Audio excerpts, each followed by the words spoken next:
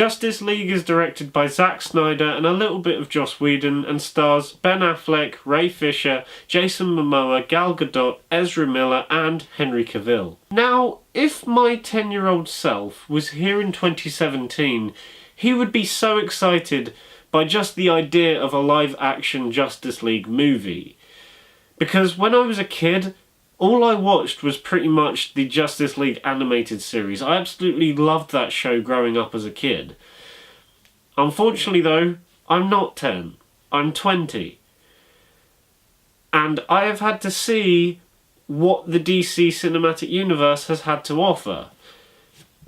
And to be honest, with each movie, maybe bar Wonder Woman, it's just kind of lowered my expectations for every DC movie that has come out. And Justice League unfortunately confirms this and is pretty much the nail in the coffin by now. Because it's not good. I just want to reiterate, I don't want to make this out as if Justice League is the worst thing that's ever existed, because it's not. There are much worse movies out there than Justice League. But that being said, the movie isn't amazing either. It's kind of on a very thin line between what classes as good and what classes as bad. Because on one hand, you can go and watch this as an entertaining and enjoyable movie if you switch your brain off.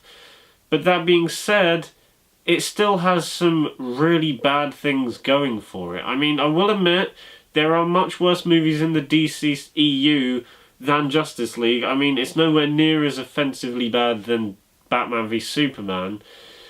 But still, it's got problems. I'm going to start off with the positives though, and easily the best positive I can give this movie is the casting. I think the casting is pretty much spot on. Ben Affleck, I thought was really, really good as Batman and Bruce Wayne yet again.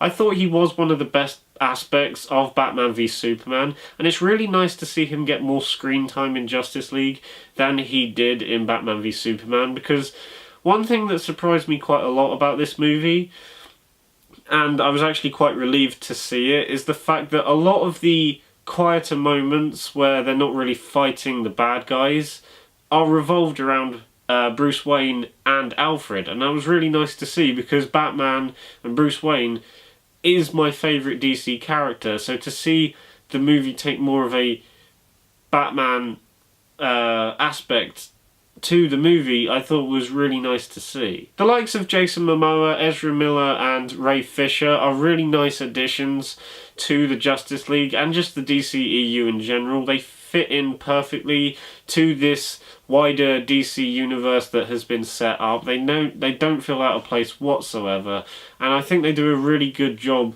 with the material they've been given.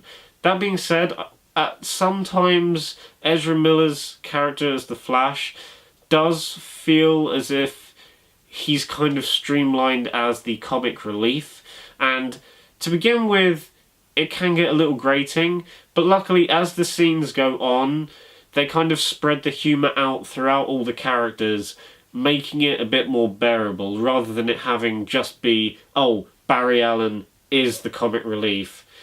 And I thought that was kind of nice that it kind of spread out over the course of the movie. I really like Gal Gadot as Wonder Woman in this movie, and especially coming off of the release of her own solo movie, I thought she was really good here, and she has some quite standout moments as well.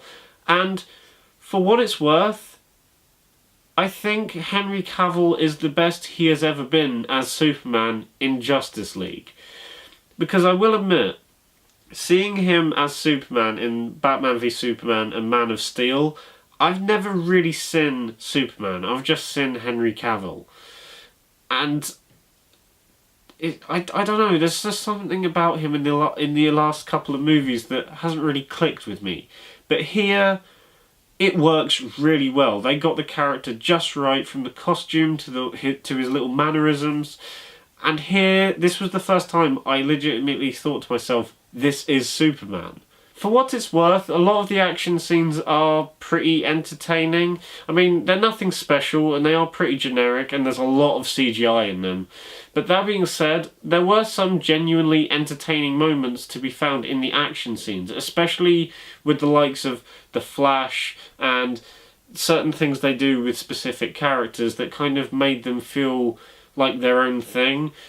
And I thought they were pretty good. I mean, like I said, they're nothing special, but they're entertaining for the sake of the movie. And whilst we're talking about entertaining, a lot of the humour in the movie, like I said before, is well integrated into the movie. There are a few times where the tones don't quite mix in terms of where it goes dark and where the humour starts to slide in. But I think for the most part it works. And to be honest, the overall aspect of the movie where you're seeing these characters on the big screen for the first time did kind of bring a smile to my face. Sadly though, there are still loads of problems to be found with Justice League, and my main problem with the movie is in regards to the runtime. Now, I've heard quite a few people say that it was supposed to be a lot longer than 2 hours, but Warner Brother and DC wanted it to be within the 2 hour mark, so they had to cut a lot of stuff out. And it's kind of noticeable, especially in the first act, because you'll be in one scene and that'll be playing along as it does, and then you'll immediately cut to a different scene that feels like it's already halfway through the scene. And there's I feel as if there were a lot of moments, especially in the first half of the movie, where there were linking scenes in between scenes that were cut out. And they're like the most important bits. For example, one scene will be in Gotham, then the next scene will be in Themyscira, and it's rather a jarring shift in location and tone. And I just feel as if there were supposed to be scenes that linked the two locations together that were cut for runtime purposes that really should have been kept in the movie, because I feel like the start of this movie has Rogue One syndrome, where it dots around so many locations so quickly that every single move to a different place is rather jarring and kind of takes you out of the moment. One thing I will say though, in regards to the 2 hour runtime, is that it does actually make the whole movie feel a lot faster, more streamlined and a bit more focused. There's just one main story with a couple of tiny little side plots here and there.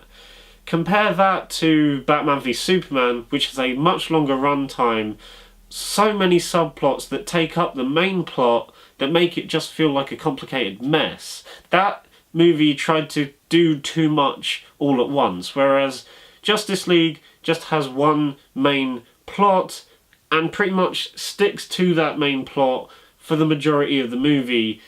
And I think that's kind of a credit to the 2 hour runtime, because if it was any longer, I feel as if it would have kind of wandered into, oh, I don't know what I'm doing territory.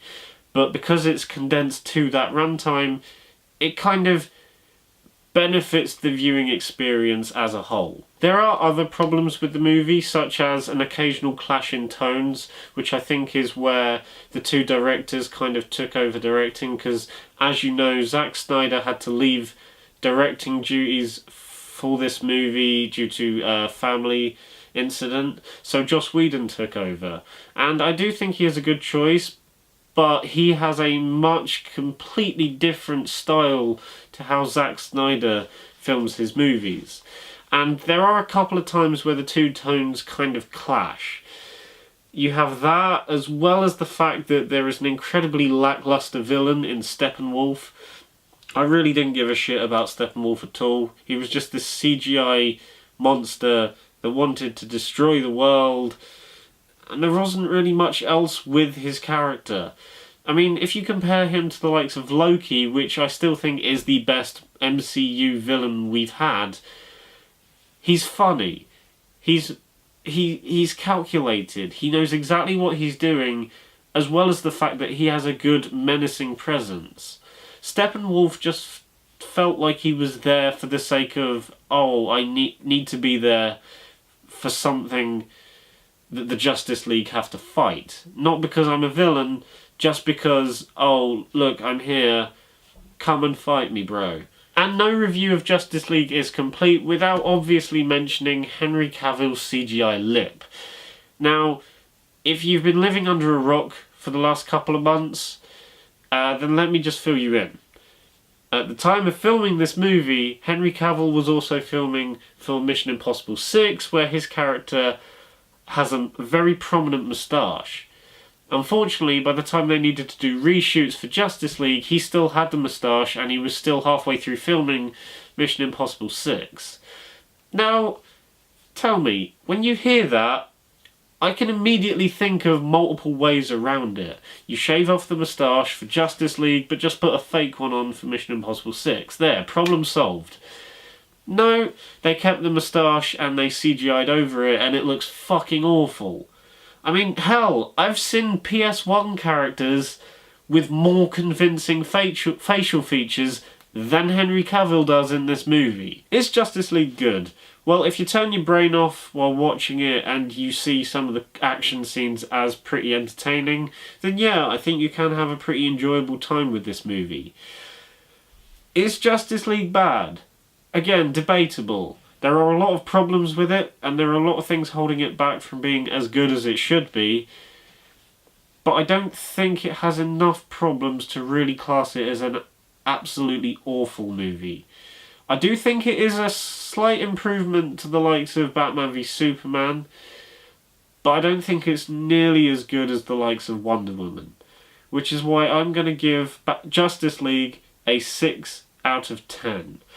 I was debating whether to go a little bit lower, but to be honest, in the end, I think 6 is the right grade for it, because overall, I did think it was fairly entertaining. Not really entertaining, just, fairly entertaining. That being said, there are a lot of problems that stop it from being anything higher. I think 6 would be the maximum score I'd give it. I don't think 7 is even in consideration. So guys, that was my review of Justice League. Apologies for it being later than it should have been. Anyway, if you enjoyed the video, then give it a thumbs up and subscribe to the channel if you haven't already. Bye.